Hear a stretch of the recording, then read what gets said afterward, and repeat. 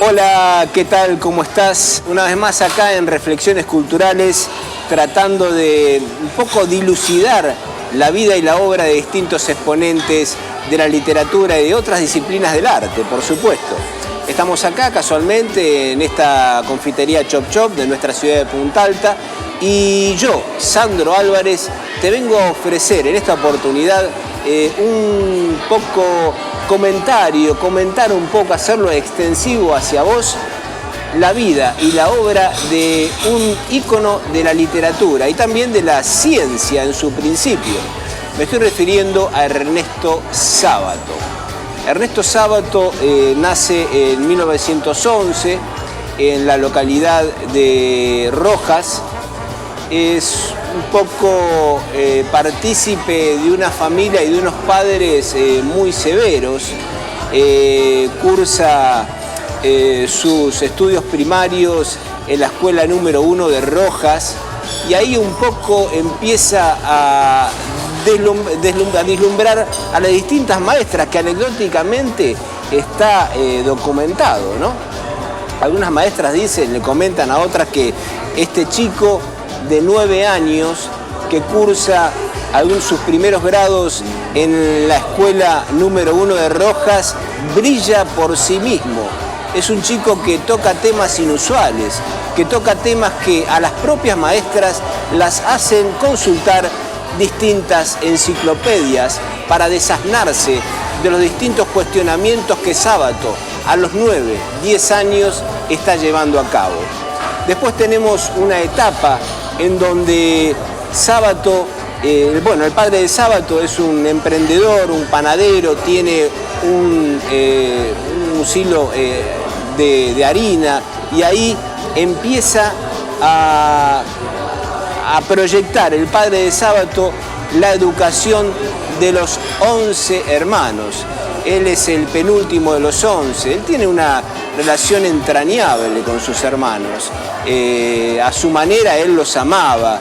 Eran todos varones y la madre tuvo que llevar a cabo una rígida disciplina en la casa para tratar de encauzar a esos 11 varones. Después, en el año principios de ya alcanzando el año 1920, Sábato se traslada a la ciudad de La Plata, al Colegio Nacional. Ahí cursa su bachillerato. Ahí se siente, él dice, un poco menoscabado, un poco subsumido por su condición de payuca, por su condición de paisano, porque él venía de muy lejos y sus compañeros se conocían desde hacía mucho tiempo y eran partícipe de lo urbano, eran partícipe de la ciudad. Y así surge todo su secundario y en un año de ese colegio nacional se ve vislumbrado por una ecuación matemática y ahí es en donde él quiere volcarse a la matemática, a la física y empieza ahí a vislumbrarse un poco el camino, un poco la orientación que Sábato en sus primeros pasos hace. Debemos aclarar acá que en una línea de tiempo en donde Sábato fue protagonista en su existencia en el país, no le favoreció en muchos casos en el aspecto social, político e histórico de nuestro país. Él tenía una posición ideológica muy extrema, de izquierda, comunista, y un poco se vio obligado a emigrar, a irse del país. Y Ernesto Sábato empieza, ya cursando sus estudios universitarios en La Plata, a proyectarse como científico. No quiero morirme sin decirle estas palabras. Tengo fe en ustedes. No podemos hundirnos en la depresión porque es de alguna manera un lujo que no pueden darse los padres de los chiquitos que se mueren de hambre. Y no es posible que nos encerremos cada vez con más seguridades en nuestras casas. Tenemos que abrirnos al mundo. No considerar que el desastre está afuera, sino que arde como una fogata en el propio comedor de nuestras casas. Es la vida y nuestra tierra los que están en peligro. Sí, muchachos, la vida del mundo hay que tomarlo como la tarea propia y salir a defenderlo. Es nuestra misión. Por eso te hablo con el deseo de generar en vos no solo la provocación, sino también el convencimiento. Son muchos los que en medio de la tempestad continúan luchando, ofreciendo su tiempo y hasta su propia vida por el otro, en las calles, en las cárceles, en las villas miserias, en los hospitales. Les propongo entonces, con la gravedad de las palabras finales de mi vida, que nos abracemos en un compromiso, salgamos a los espacios abiertos, arriesguémonos por el otro, esperemos con quienes extienden sus brazos, que una nueva ola de la historia nos levante. Tenemos que hablar de un primer libro de Sábato en donde lo posiciona como el científico y como autor de un único libro hasta el momento, que es Uno y el Universo. Él se traslada a una localidad solitaria de Córdoba y escribe Uno y el Universo, que es un poco un ensayo y un poco una visión un poco cosmogónica de su interpretación de la realidad en el inmenso mundo en que nos insertamos y en donde transcurre nuestra existencia.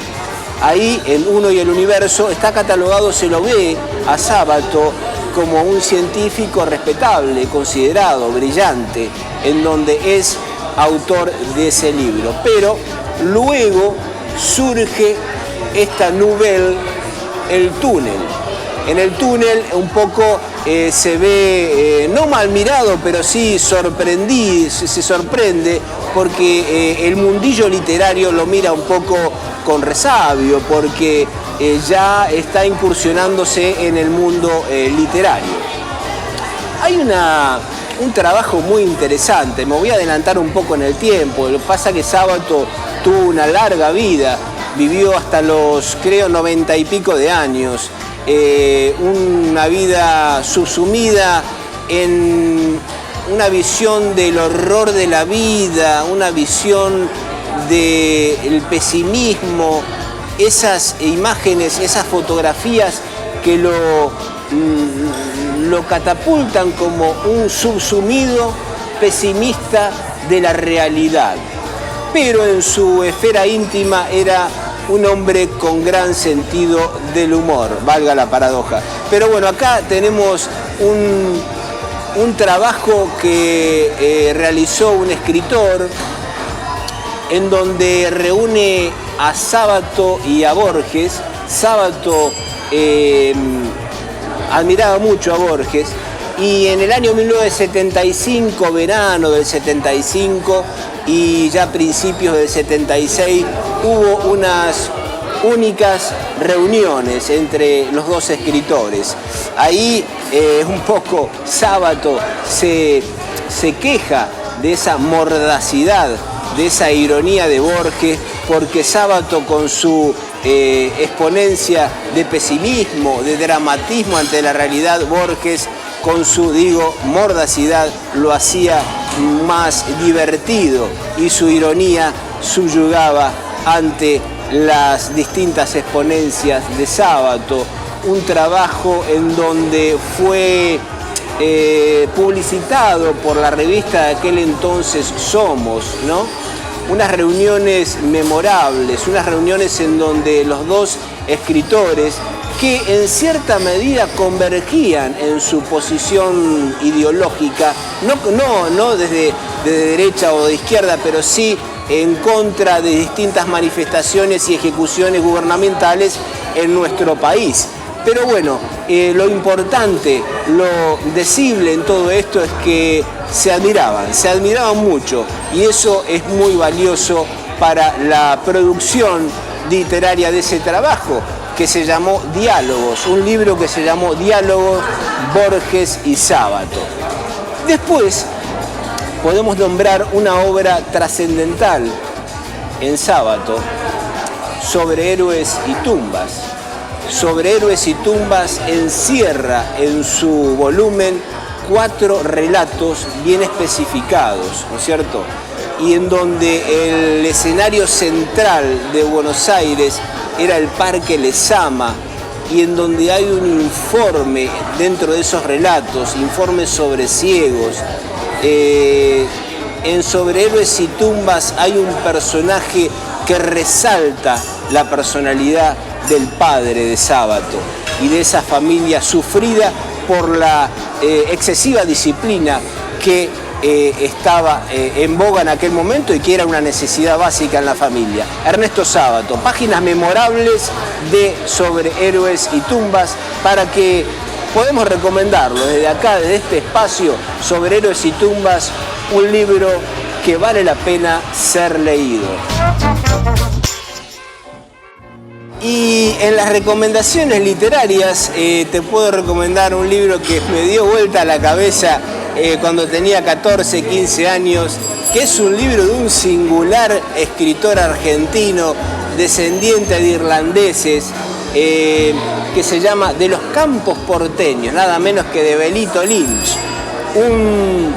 Un hombre que escribió también El inglés de los huesos, pero bueno, De los campos porteños tiene un poco las afueras, las distintas manifestaciones, las distintas realidades de esos campos de las afueras de Buenos Aires, ¿no? De la provincia.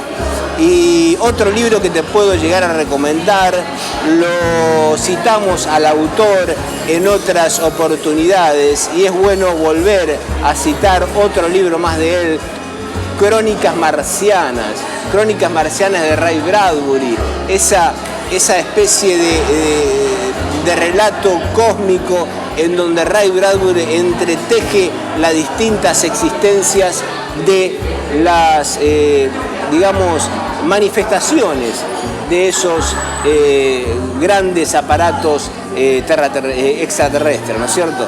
Es memorable poder volver a esas páginas. Y otro libro más, podemos decir, el de Sábato, en el que hoy creo que es el último libro de Sábato, donde fue escrito por raptos emocionales, por raptos en donde él quería buscar explicaciones y comunicar al lector su visión de la vida. Antes del fin es un libro de Sábato recomendable para ser leído. Bueno, querido amigo, queridos amigos, una vez más, en Reflexiones Culturales, yo, Sandro Álvarez, quise ofrecerte este compendio de comentarios sobre la vida y obra de Ernesto Sábato. Nos volvemos a encontrar la próxima semana y estamos en contacto, ¿por qué no? Chau, hasta pronto.